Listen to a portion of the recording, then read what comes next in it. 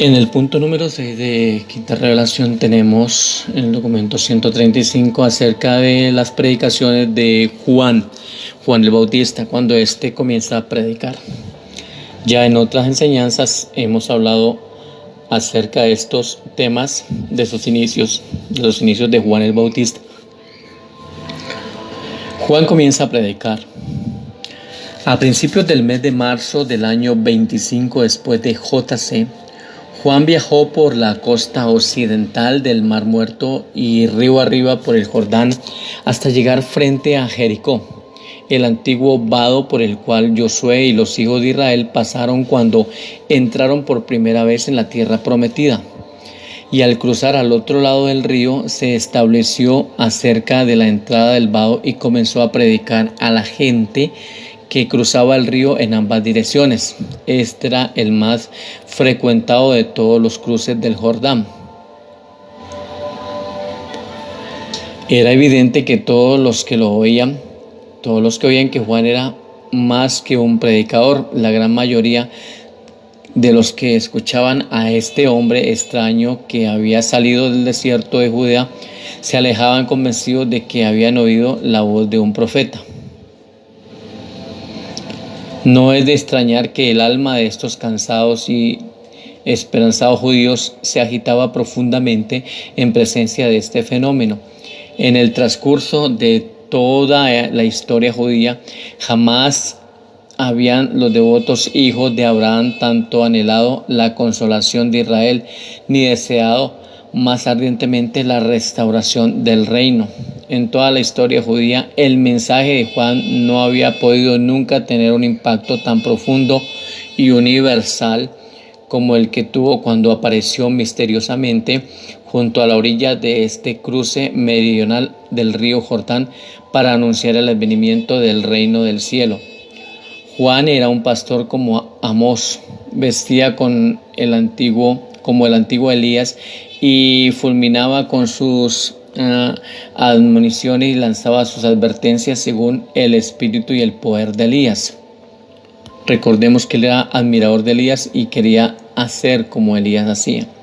No es sorprendente que este extraño predicador sacudiera el alma misma de la Palestina entera a medida que los viajeros iban llevando por doquier la nueva predicación junto al río Jordán.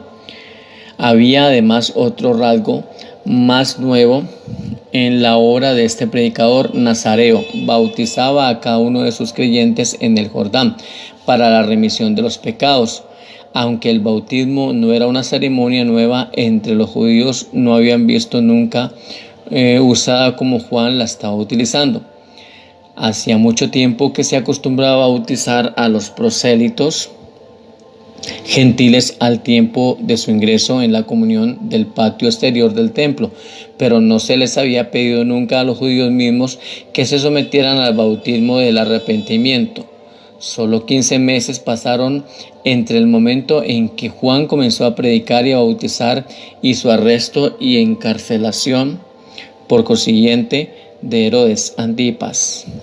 Pero en este corto tiempo bautizó a más de 100,000 penitentes. Juan predicó durante 4 meses junto al vado de Betania antes de remontar al Jordán hacia el norte. Decenas de millares de personas, algunos por curiosidad, pero muchos con sinceridad y seriedad, acudieron de todas partes de Judea, Perea y Samaria para escucharle. Hasta vinieron algunos desde Galilea. En mayo de este año, aún estaba junto al vado de Betania. Los sacerdotes y levitas enviaron una delegación para que le preguntaran si decía ser él el Mesías y quien le había otorgado la autoridad para predicar. ¿Qué tal estos? Juan le respondió a estos preguntadores diciendo: «Y decid a vuestros amos que habéis oído la voz del que clama en el desierto, así como lo dijo el profeta, y que esa voz os dijo: preparad el camino al Señor, enderezad las sendas para nuestro Dios, todo valle sea alzado y bájese todo monte y collado. El terreno accidentado se hará plano y los sitios rocosos se convertirán en valles allanados y toda carne verá la salvación de Dios. Juan era un predicador heroico, pero sin tacto. Heroico pero sin tacto. Cierto día, cuando estaba predicando y bautizando en la ribera occidental del Jordán, un grupo de fariseos y cierto número de saduceos llegaron hasta él y se prepararon para ser bautizados. Antes de conducirlos al agua, Juan, dirigiéndose al grupo, les dijo: ¿Quién os advirtió que huyeras como víboras ante el fuego de la ira venidera? Yo os bautizaré, pero os advierto, habéis de dar frutos dignos de sincero arrepentimiento, si queréis recibir la remisión de vuestros pecados. No me digáis que Abraham es vuestro padre. Os declaro que Dios es capaz de hacer surgir de estas 12 piedras que aquí veis ante vosotros, hijos dignos de Abraham. Ya ahora está el hacha a la raíz de los árboles. El árbol que no traiga buen fruto será destinado a que se le corte y se le eche en el fuego. Todo esto tiene una explicación, ¿cierto? Pero por ahorita estoy hablando de los relatos en la quinta revelación para que tomemos nota de esto. Quizá en próximas oportunidades pueda dar una aclaración más profunda del tema, conforme a los conocimientos que ha recibido el maestro. Os declaro que Dios es capaz de hacer surgir de estas 12 piedras que aquí veis ante vosotros, hijos dignos de Abraham. Ya ahora el hacha en la raíz de los árboles está puesta. El árbol que no traiga buen fruto está destinado a que se le corte y se eche al fuego. Esas eran las palabras de Juan.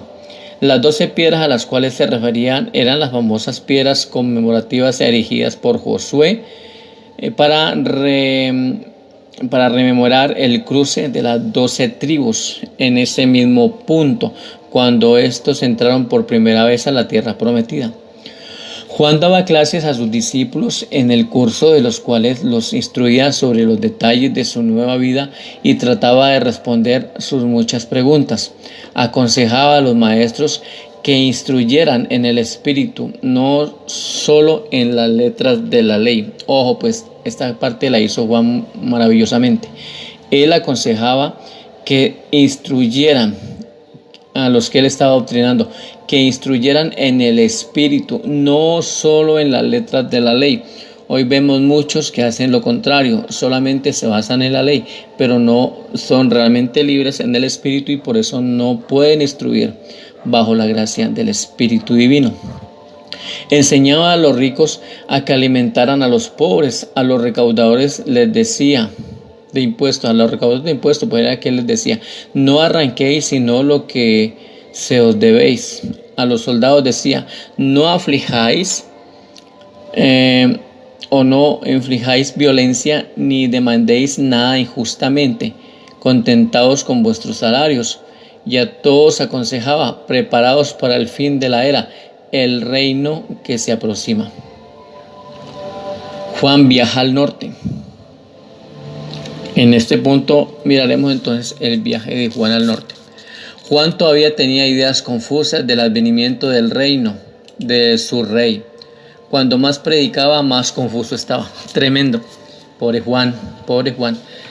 Entre más predicaba, más confuso estaba. Eso pasa. Eso realmente me llegó también a pasar a mí, porque yo predicaba cosas que yo aseguraba que en la Biblia eran la total verdad.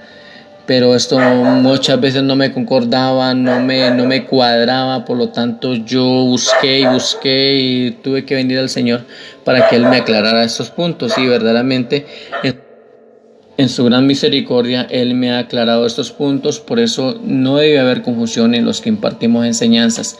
Es mejor venir al Señor para no andar como Juan, predicando y confundido. Por eso cuando más predicaba, más confuso estaba.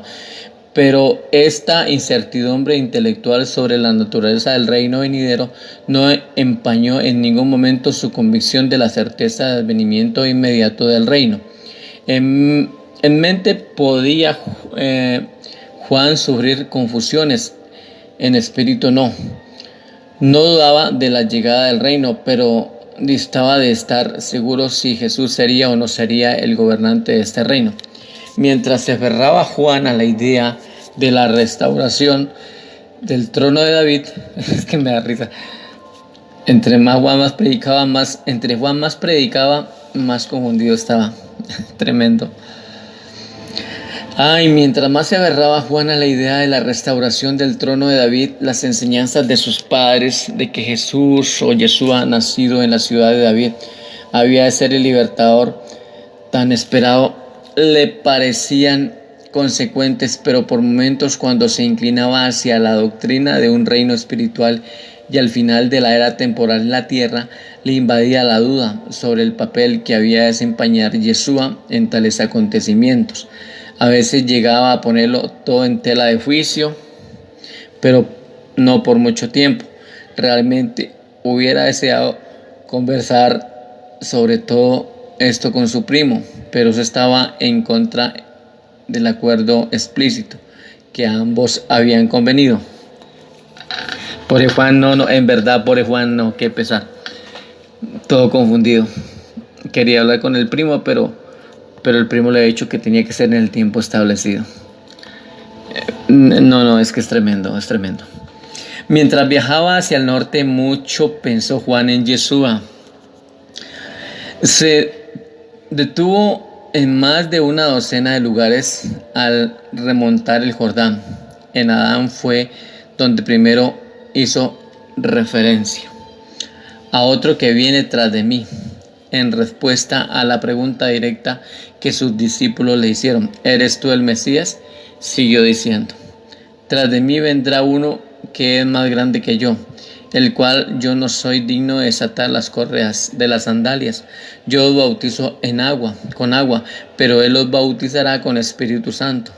En su mano lleva la pala y va a limpiar cuidadosamente su era. Recogerá su trigo en el granero, pero la paja la quemará con el fuego del juicio. En respuesta a las preguntas de sus discípulos, Juan siguió ampliando sus enseñanzas día a día, añadiendo más información inútil, tremendo, y consoladora. O sea, inútil por un lado y consoladora en algunos puntos.